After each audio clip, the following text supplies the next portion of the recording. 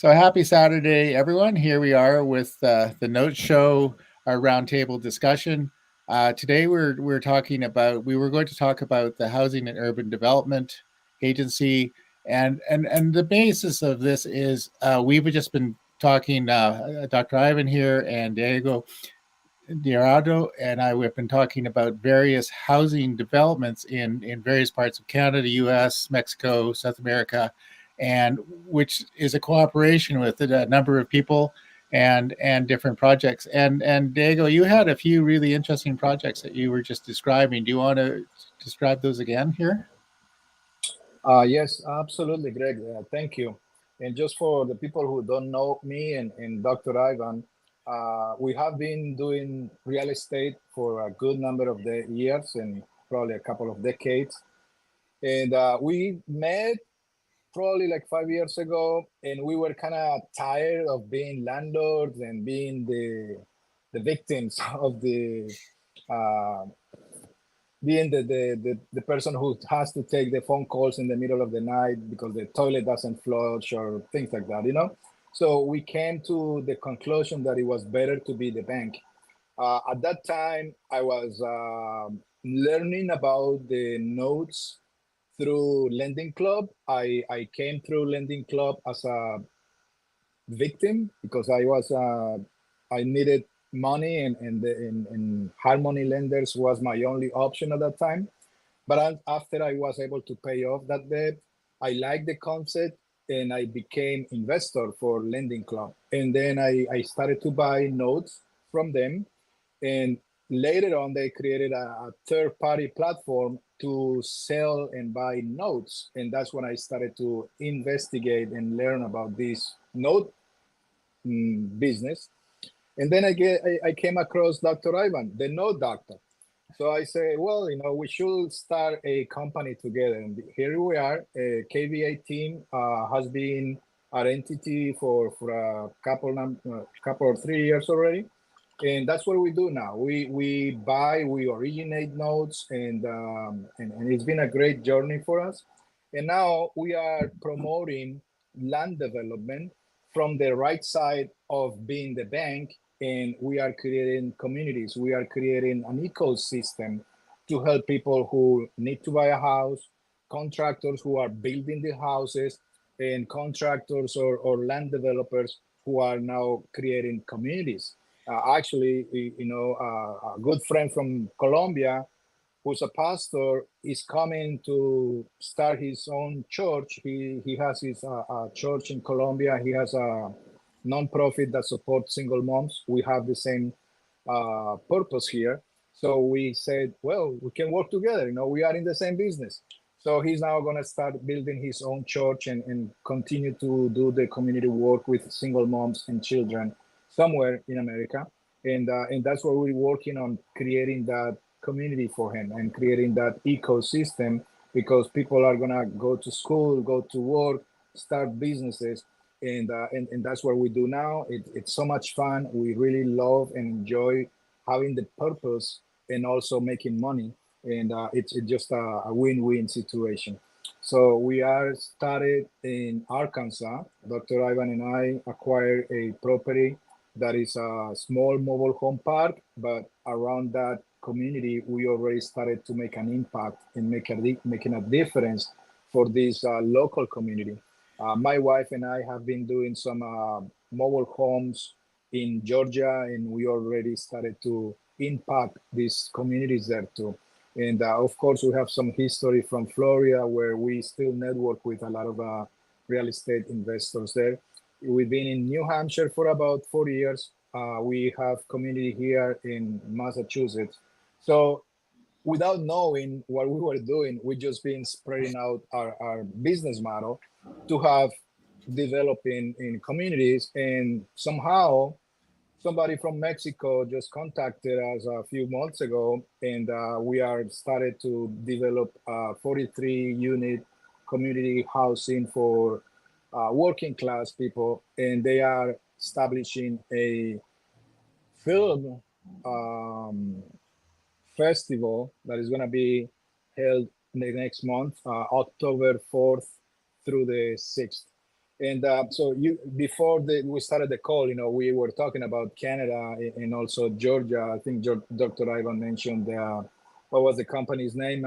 Pitch Film. Peachtree Film Productions. Yeah. Exactly. So that's the mean for us to promote a community. When you start making movies or TV shows, episodes showing the community, people start thinking, I want to be there. I want to live in that community. So based on that principle is how we are developing our communities too. No, that's fabulous. So what I heard is that you're feeling helping to fill a need with the housing shortage. You're having some fun and you're making some money. There you go. That's There you exactly go. what I said. Yeah. So it's all good. It's a win-win-win situation for sure. Yeah.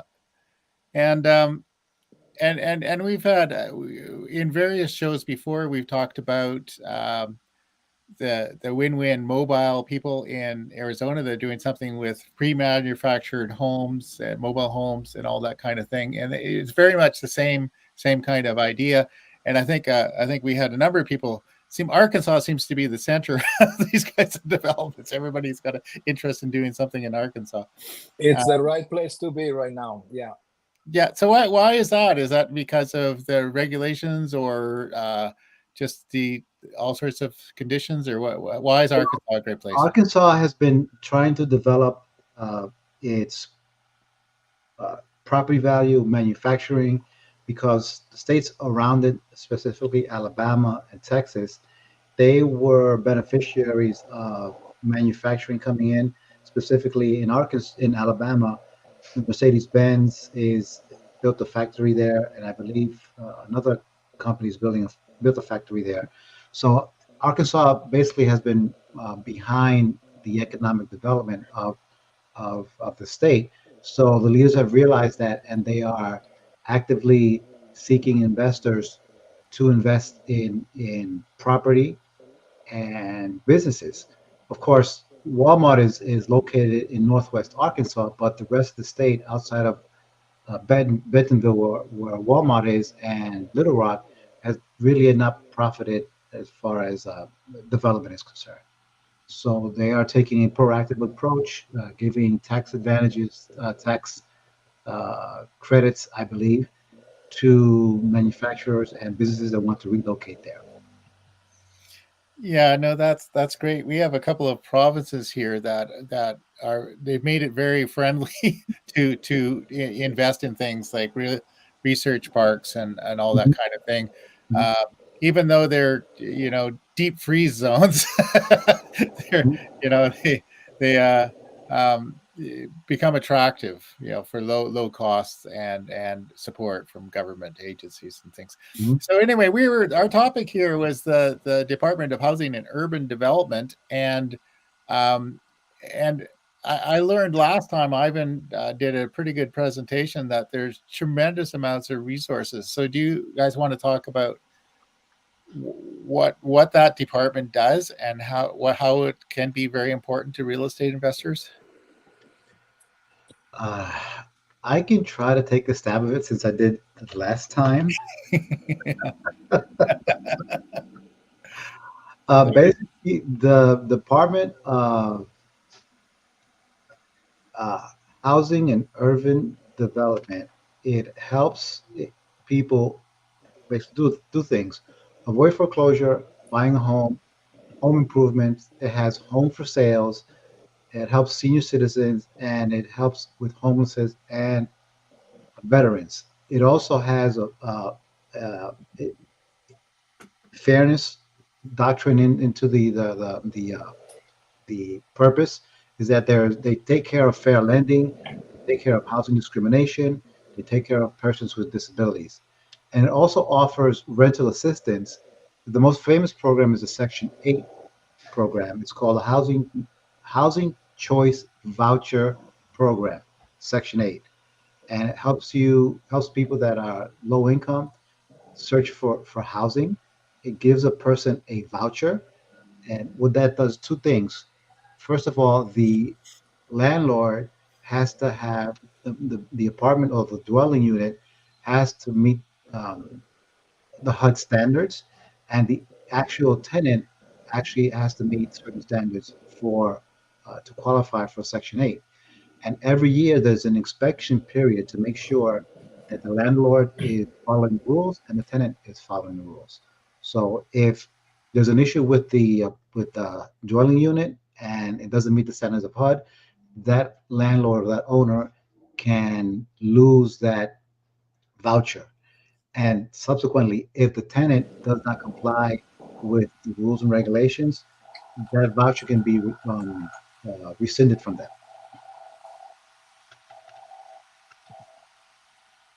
Okay. So, And HUD also offers grants to develop properties, and it also has lots of jobs available.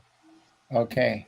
Mhm. So, for example, with one of your development projects, HUD may be able to help with some financing for that. So what I know that HUD does is that there are programs that help you purchase uh, properties and develop them for uh, affordable housing. How does it work completely? I really am not Okay. sure because I'm not a Yeah. expert, but there are grants available through HUD that um, that that help individuals purchase these properties and develop them. Oh, that's great.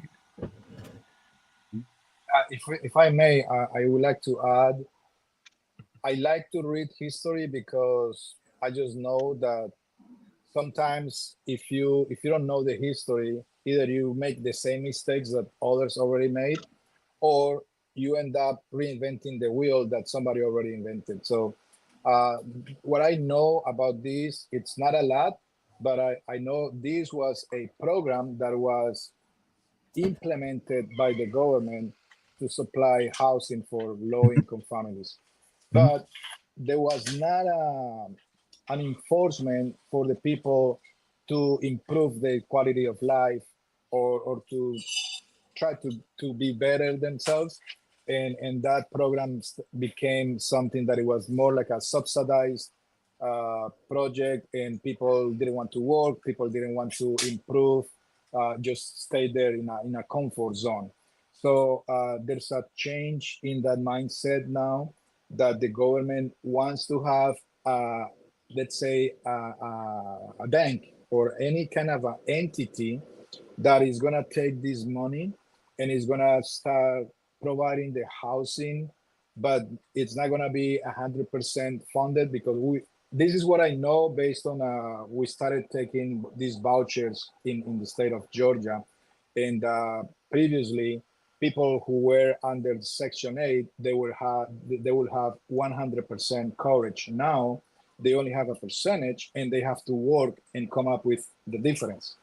And they're not gonna be there forever. They're just gonna be a temporary solution for their problems, but they're encouraging these people to get a job, better themselves, and leave these communities for the people who really needs it.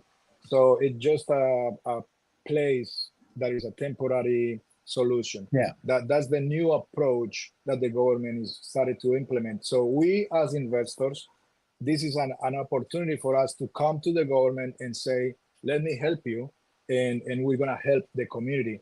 So we're taking that work from the government not being able to enforce the project, and we're going to take part of the solution, and it's going to be, like you said earlier, it's a win-win. We're helping the communities, and we're helping ourselves at the same time. Yeah, and part of the HUD program is the Federal Housing Association, Federal Housing Administration, which helps people become homeowners. And that program has been around since 1934. And what the government does is basically subsidizes these loans so that more people can become homeowners. Yeah. Going back to what Diego said, it's really the shift is towards providing a hand up rather than a hand out. Yes. So to help provide training and opportunity, because that's the problem. If you're in poverty, you can't. It's really hard to get out of that. You Mhm. need you need some help, and many people want to get out of there, but they just don't see how. So Yeah, and that also includes a down payment assistance program with FHA, and that's how it helps people get out of I would say get out of poverty, because once you buy a house, it's one of the basic ways an ordinary person can become wealthy, by purchasing a house. And there's also a program that you can get closing cost assistance, and including that, which might include also the down payment assistance. yeah, Canada and I think the U.S. to some degree has like a first-time homeowner grant that helps get people get into their first house. Yes. Yeah, Yep. Yep. Yep. yeah. So this is all pretty good stuff. So is there anything else that you want to talk about? We could keep it a short discussion today, or is there something else you guys want to?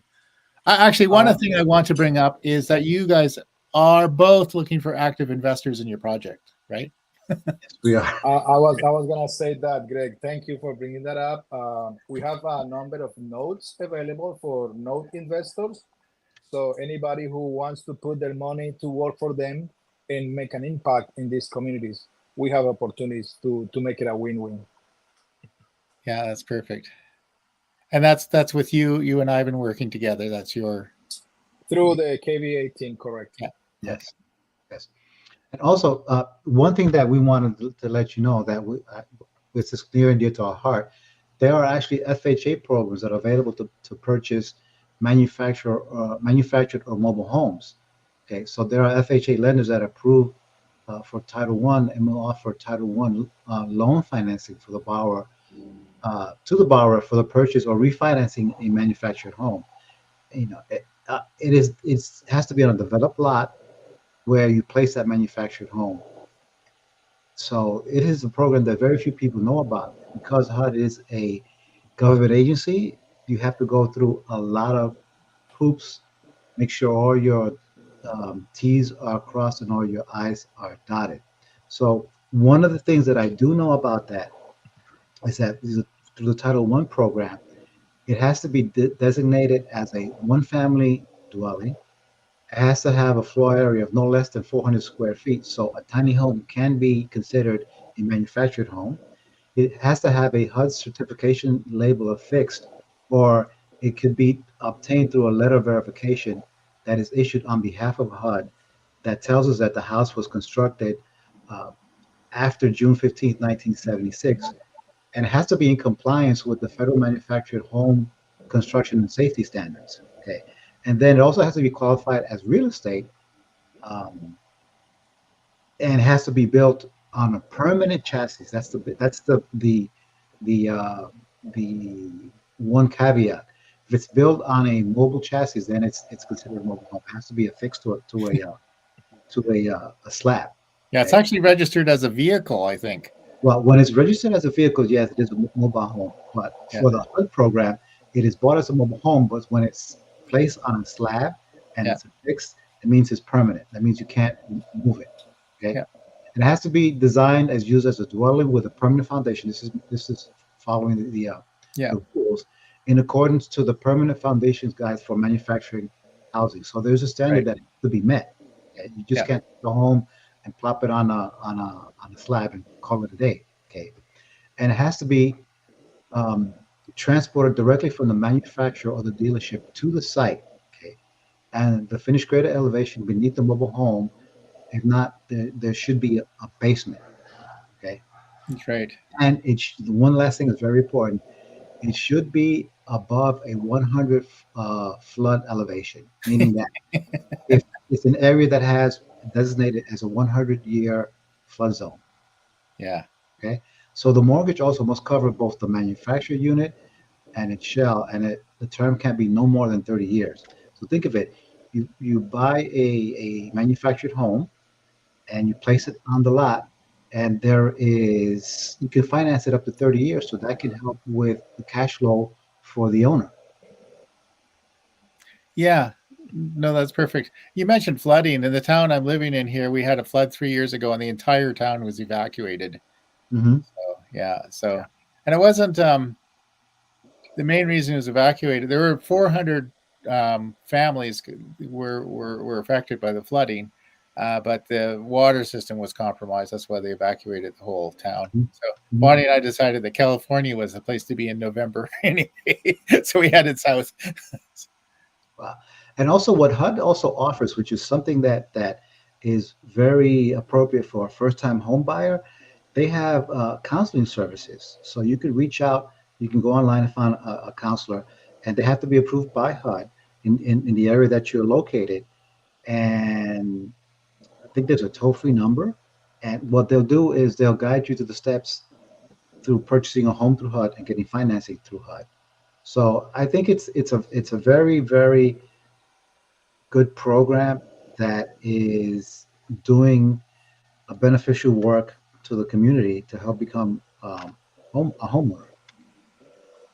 No, that's a great service. So here's Dr. Ivan's website, thenotedoctor.com, and you can reach out there. You can make an appointment there. You're both on LinkedIn, and people can track you down on LinkedIn. And if you're interested in learning more about their programs and how you might be involved, get involved as an investor. Is there any other way people can get involved? They can become passive investors by investing in our notes that are available.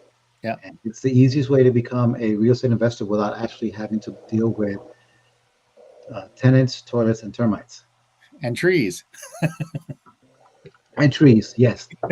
There's one. Yeah. We had the guest on here one time, and he had to leave in the middle because a tree fell on one of his houses. Says, "Oh, I got to go." and that was not a tree that fell in. No, that's not a tree that fell in Brooklyn. A tree that grew in Brooklyn. Anyway, no, I'm trying to make that. Yeah, there we go. Yeah. So also one thing that I need to know that for HUD, it could be a 1 to 4 family dwelling unit.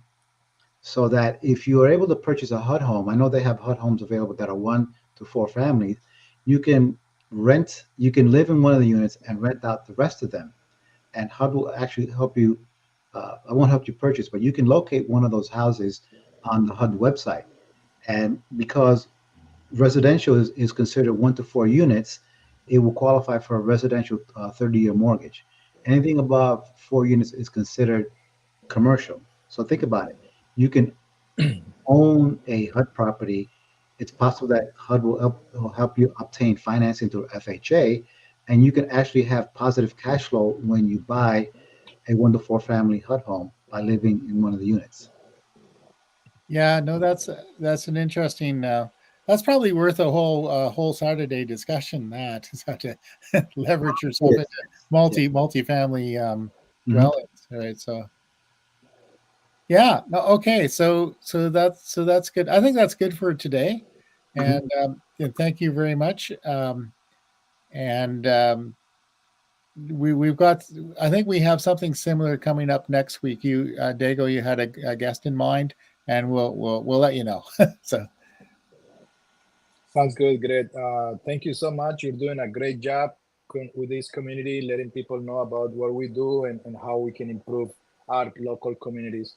We thank you so much. And Dr. Ivan, also, I want to shout out because he's been a great mentor for me and teaching me a lot of the stuff that he knows. And we've been growing together in different ventures.